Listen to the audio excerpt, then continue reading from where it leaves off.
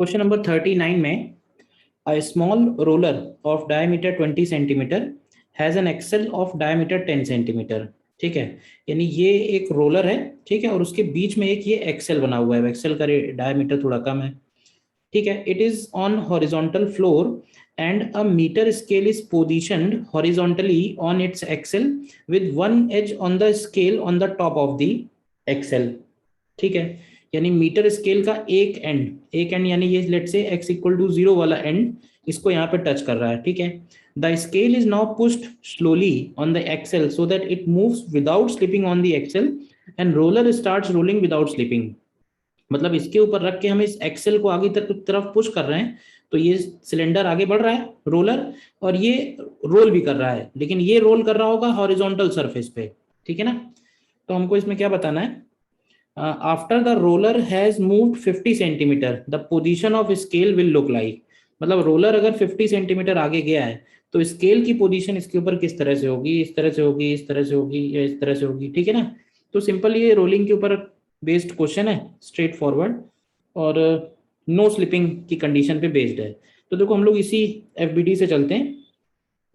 सबसे पहले एक ग्राउंड सरफेस बना लेते हैं, और क्योंकि ये रोलर ग्राउंड पे रोल कर रहा है तो पॉइंट पी की वेलोसिटी डेफिनेटली 0 होगी। पॉइंट पी जो है वो रेस्ट पे होगा। ठीक है, अच्छा, अगर पॉइंट पी को हम लोग रेस्ट पे लें तो इसके सेंटर की जो वेलोसिटी है वीसी और इसका जो ओमेगा है, उनके बीच में डायरेक्टली हम लोग रिलेशन लिख सकते हैं कि ओमेगा जो होगा वो वीसी अपॉन कैपिटल आर के इक्वल होगा। कैपिटल आर मैंने बड़े वाले रोलर का रेडियस लिया हुआ है। ठीक है, अब अगर हम इस पॉइंट का स्पीड निकालें, लेट से इसको हम लोग पॉइंट ए बोल देते हैं, तो इस पॉइंट का जो स्पीड आएगा लेट से वी ए, तो ये वैल्यू बनेगा translational velocity VC and plus rotational velocity R omega. ठीक है, तो ये वैल्यू अगर हम लोग निकालें तो ये हो जाएगा वीसी प्लस, ध्यान से देखो, तो इसको हम लोग लिख सकते हैं R by capital R into VC. तो ये वैल्यू आ जाएगी, देखिए ध्यान से,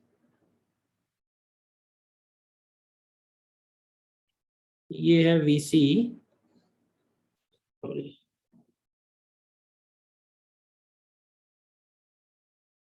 ये है आपका VC। ठीक है, तो ये VC इंटू, तो इसको ऐसे लिख सकते हैं VC 1 plus R by R. तो अगर आर बाई आर निकालें तो ये 1/2 आएगा, तो ये 3VC/2 आएगा। इसका मतलब अगर सेंटर VC स्पीड से आगे बढ़ेगा तो ये जो पॉइंट है ये 3VC से आगे बढ़ेगा। ठीक है, तो अब ऐसे बताओ सीधा सीधा कि अगर हम लोग 3VC/2 से आगे बढ़ेगा, अब इसको कह रहा है कि सेंटर अगर इसका 50 सेंटीमीटर आगे बढ़ा है, तो ये बताओ कि अगर सेंटर का डिस्प्लेसमेंट इतनी ही देर में है, सेंटर का डिस्प्लेसमेंट अगर डेल्टा एक्सी अगर 50 सेंटीमीटर है तो डेल्टा एक्स ए कितना होगा? डायरेक्ट नहीं बोल सकते हैं कि 75 सेंटीमीटर होगा।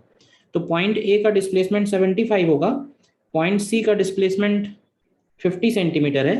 तो एक बात ये बताओ, displacement of scale with respect to centre, मतलब सेंटर के रिस्पेक्ट में स्केल का कितना डिस्प्लेसमेंट होगा? तो सेंटर के रिस्पेक्ट में उसका डिस्प्लेसमेंट 75 माइनस 50 यानी 25 सेंटीमीटर होगा। 25 सेंटीमीटर स्केल का डिस्प्लेसमेंट होगा, यानी कि सिचुएशन जो हमारी इसमें बनेगी वो लगभग लगभग इस ऑप्शन की तरह बनेगी, बी ऑप्शन की तरह। ठीक है ना, देखो स्केल का ओवरऑल डिस्प्लेसमेंट ग्राउंड फ्रेम में 75 सेंटीमीटर हुआ है, लेकिन ये सिलेंडर खुद भी आगे बढ़ा है 50 सेंटीमीटर। तो सिलेंडर के रिस्पेक्ट में स्केल कितना आगे जाएगा? तो सिलेंडर के रिस्पेक्ट में स्केल 25 सेंटीमीटर आगे जाएगा, इसलिए बी ऑप्शन हमारा एकदम करेक्ट आएगा।